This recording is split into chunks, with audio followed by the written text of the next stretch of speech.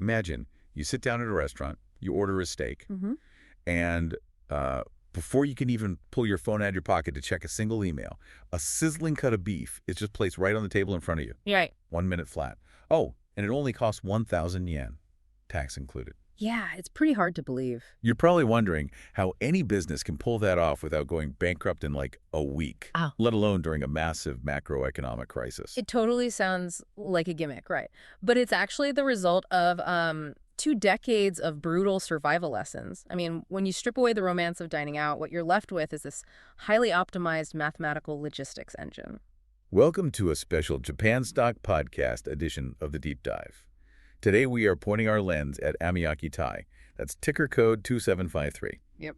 For those of you tuning in, they are a major Japanese restaurant operator. Yeah. They basically dominate the space with their Yakiniku, Japanese BBQ, and their Yakitori, which are grilled chicken skewers. And we have a massive stack of sources in front of us today. Oh yeah, like a 2-decade stack. We're looking at financial disclosures, earnings reports, corporate updates, spanning all the way from 2004 to 2025. Which is great because 2 decades of data gives us a front row seat to how a company actually behaves when the pressure is really on, rather than just what they promise in some glossy investor presentation.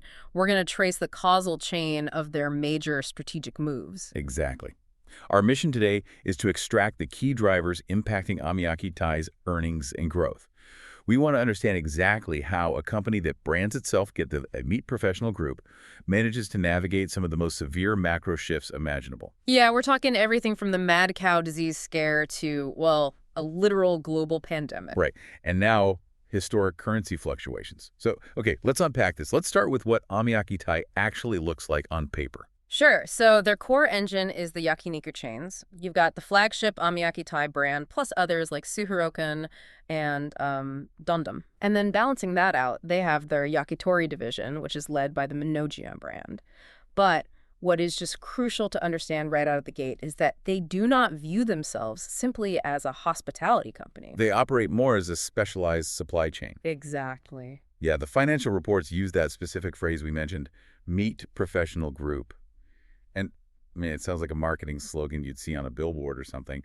But reading through these disclosures, it's literally their entire competitive moat. Because in the restaurant business, your biggest competitor isn't the shop next door. It's not. No, it's the trash can. Oh, wow. Okay, fair point. Right.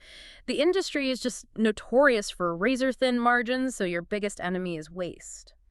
By acting as a meat professional group, their moat relies heavily on these highly guarded proprietary meat cutting techniques. I see. When you're butchering massive quantities of meat, the way you slice it completely dictates your yield. So it's a volume game. Totally. If you can extract even, 2 or 3% higher yield of usable meat from a carcass compared to your competitor. And you multiply that across hundreds of restaurants. Right. You aren't just saving pennies. You are funding your entire corporate growth strategy. So they're essentially turning butchery into precision manufacturing to deliver what they call specialty store taste at chain store prices. Yeah, that's their whole philosophy. But to pull off that high-yield magic, I mean, they clearly do not have master butchers hiding in the back of every single local restaurant. Yeah. The sources highlight this massive operational engine, their central kitchen system. Yep, they have huge facilities located in Aichi and Kanagawa prefectures. Right, so they centralize all the purchasing, all that expert processing,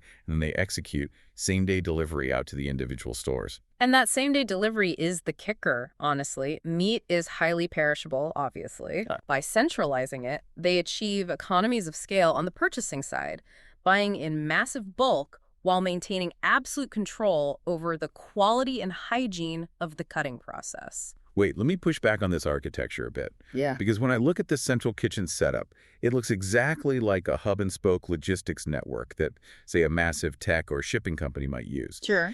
And yeah, it's incredibly efficient for saving money. But doesn't this centralized model create a massive, terrifying bottleneck? I mean, what happens if there's a localized disaster? If your hub goes down, Your spokes starve. Oh, management is completely aware of the bottleneck. They are. Yeah. If you dig into their risk disclosures, they explicitly list natural disasters, specifically earthquakes in the Chubu and Kanto regions where these kitchens are located as a primary corporate risk. So they know that if the factory stops, the stores have no meat. Exactly. The risk is a carefully calculated trade-off. A trade-off for what? Just the financial savings of bulk buying? Cost savings play a role for sure, but the primary driver is absolute baseline control over food safety. With centralized processing, you only have to secure one main perimeter against bacterial contamination. The alternative is relying on the hygiene standards and, the discipline of 200 different kitchen managers across the country. That makes a lot of sense. But you don't build a fortress like that unless you've been attacked in the past. What forced them to centralize this heavily? Well, the early 2000s were just an absolute nightmare scenario for any meat-based restaurant. We're talking about the 2003 and 2004 period. Right, the U.S. beef import ban because of BSE, commonly known as mad cow disease. Exactly. Suddenly, a massive chunk of the global beef supply is simply gone. And if that wasn't enough, you had the avian flu outbreak hitting the poultry side right at the exact same time. It was chaos. Consumer trust in meat was at rock bottom. I mean, you couldn't pay people to eat beef. So how did AMIYAKI TEI survive that? Because they had centralized purchasing, they executed an incredibly swift pivot. They rapidly secured supply chains for 100% domestic beef. Wow, just completely flipped it. Yeah, but just acquiring the beef wasn't enough. They had to convince terrified consumers that it was actually safe to put in their mouths. So they implemented full traceability. Traceability meaning what, practically? For the consumer just walking in the door. They literally started displaying the production history of the cows right at the storefronts. You're kidding. No.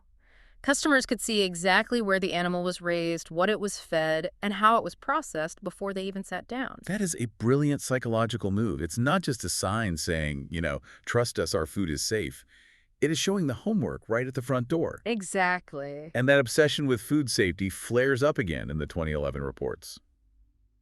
There was the tragic earthquake, obviously, but the restaurant industry was also rocked by the Yuko incidents. Oh, yeah. The raw beef food poisoning incidents at a competitor's chain. Right. It was a fatal outbreak that cast a huge dark shadow over the entire yakiniku industry. People were terrified of eating at any barbecue restaurant. It was completely guilt by association. And AMIYAKI TEI's response to that industry-wide panic was to just double down, right? Yep. The reports show they implemented 100% voluntary testing and massively enhanced their bacterial checks. Yep. And again, enabled by that central kitchen. They controlled the testing because they controlled the hub. If we connect this to the bigger picture, Evaluating a company's historical crisis response is arguably the most effective way to judge management's agility.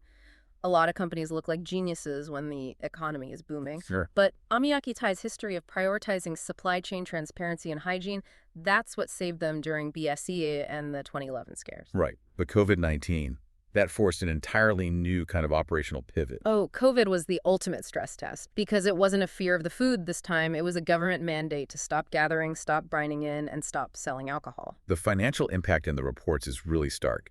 In FY 2021, due to those severe dining restrictions, the company suffered its first ever net loss since its founding. Yeah. They reported an operating loss of 2.4 billion yen. Just to put that in perspective, the year prior, they had a 1.8 billion yen profit. It was brutal. And unlike BSE, where they could just change the sourcing of the meat, COVID fundamentally broke the core mechanism of a sit-down yakiniku restaurant. Because the whole point is cooking together. Exactly. The entire value proposition is the social experience of cooking fresh meat on a grill at your table with your friends or family. You cannot package that into a plastic delivery container. No, definitely not. But, while the pandemic was this sudden, violent shock, what really jumps out from these disclosures is that the company is constantly battling a slow-burn macro environment. That's right. Pandemics come and go, but the currency markets and domestic deflation in Japan, they are relentless. Honestly, the macroeconomic headwinds are a tougher long-term puzzle than any temporary lockdown. Yeah, the phrase that appears over and over again in their financial reports is the consumer's strong savings-oriented mindset, what they refer to as setsuyaku shiko.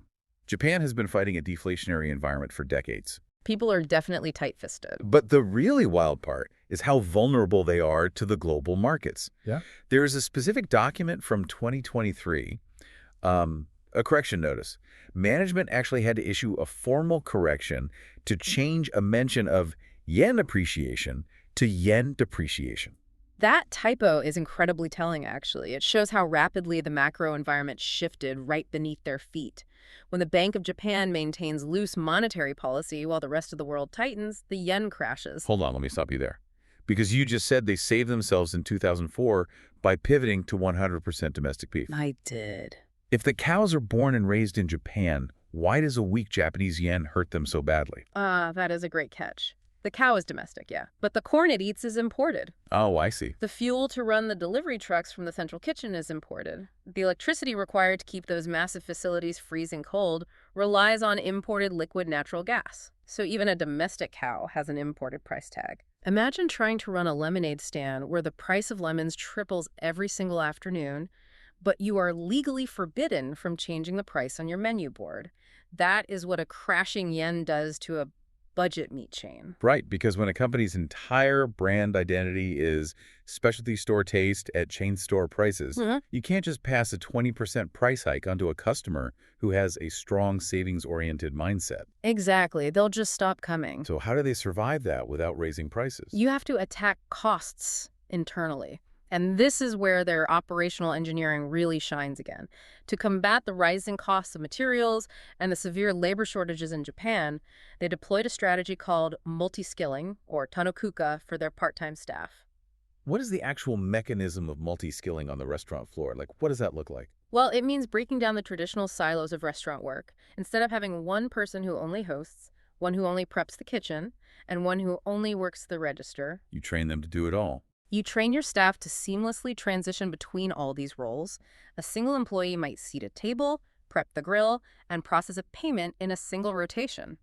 That drastically reduces the idle time of your workforce. Yes. You need fewer total staff members on the floor at any given time to handle the same volume of customers. So keeping labor costs suppressed even as minimum wages rise. But I imagine efficiency alone wasn't going to cut it, right? To fight these macro headwinds and to shake off the lingering revenue damage from the pandemic, they needed top-line growth. They did. They needed to invent an entirely new driver that required fewer staff and completely bypass the risks of dine-in restrictions. Which brings us all the way back to that 1-minute steak. Yes. The launch of the Kando no Niku to Kome format in 2021, translating roughly to impressive meat and rice. It is one of the most aggressive and fascinating pivots in their history, launched right in the teeth of the pandemic. The specs and the sources are just unbelievable. They promise a steak meal for exactly 1,000 yen, tax included, served to the customer in under 1 minute. Wait, physically? You cannot cook a thick steak in 60 seconds without it being raw inside or rubbery outside. What is the actual kitchen mechanic happening here? Well, that's where the central kitchen comes back in. It relies entirely on that infrastructure. They take meat shipped directly from their own factory, pre-portioned to the exact optimal thickness for a rapid sear. Okay. Because the menu is extremely limited, the kitchen is really just doing one thing continuously, searing specific cuts of meat on specialized high-heat equipment. So it's an assembly line. Exactly. The steak is then served on a scalding hot volcanic rock plate, which means the meat actually finishes cooking at the table to the customer's desired doneness.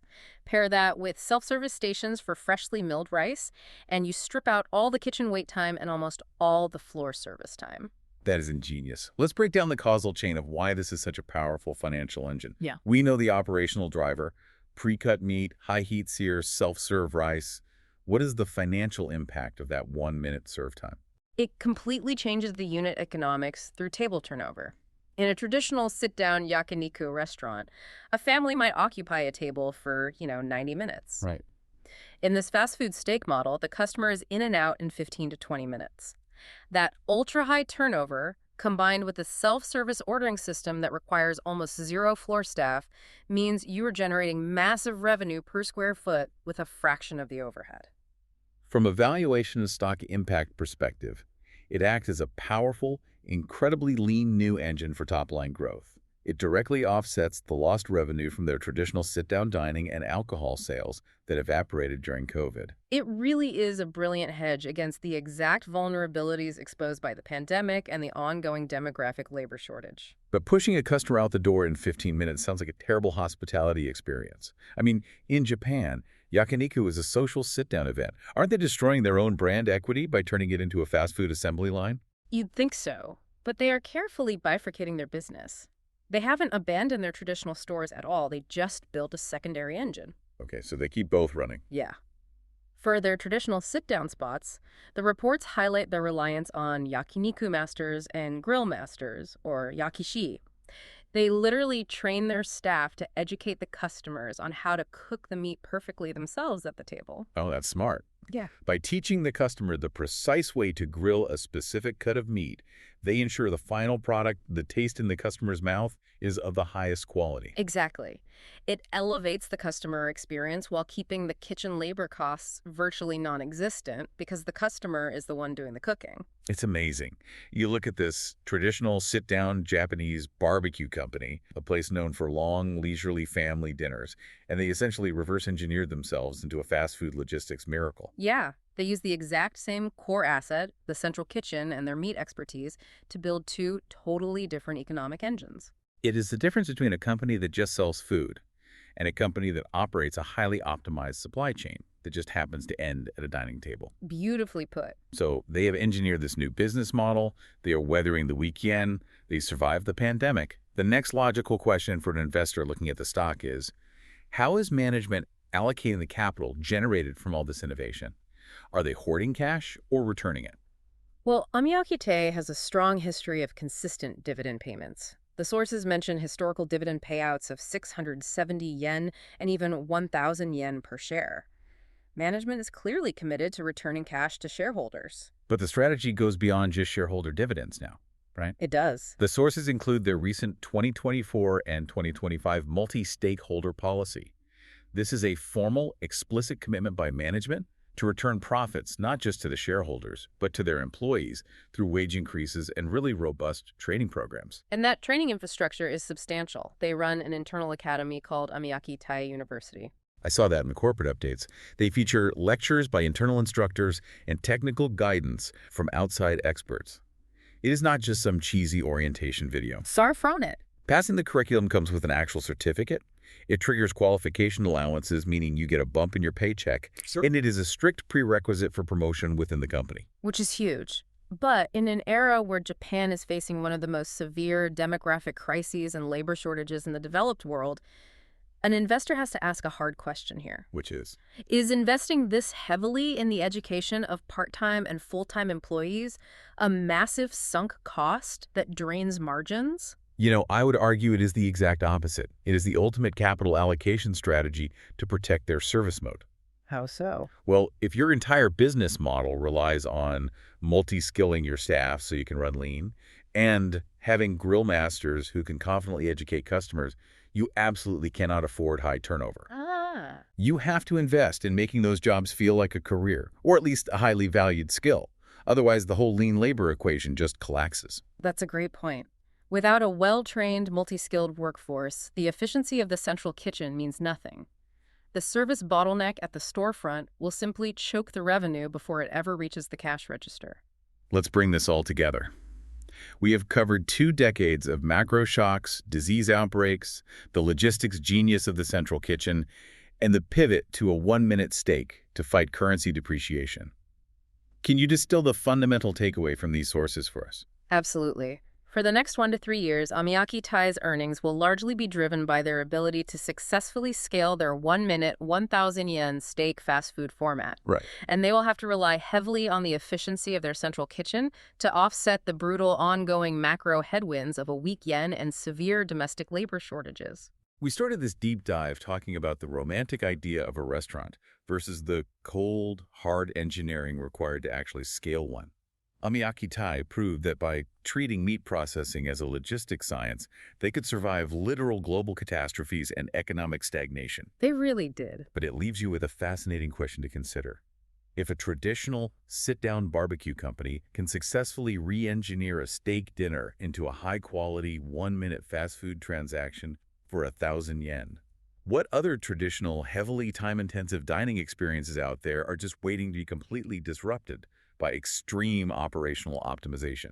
The mechanics they perfected here could theoretically be applied to almost any high-margin, slow-turnover culinary experience. It really makes you rethink the next restaurant you walk into. Thank you for joining us on this financial analysis, and we will catch you on the next deep dive.